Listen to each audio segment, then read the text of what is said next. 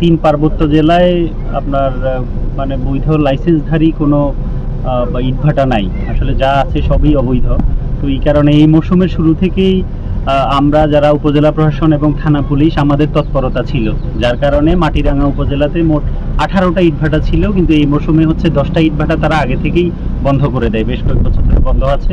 তো বাকি যে 8টা আছে আজকে ওইগুলো আমরা মাটিরাঙ্গা থানার সহায়তায় এবং সাথে পরিবেশ বন বিভাগের সহায়তায় আমরা বের হয়েছি এগুলা গুড়িয়ে দেওয়ার জন্য।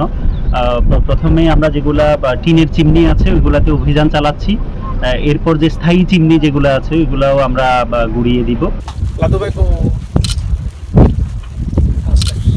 এটা হচ্ছে কি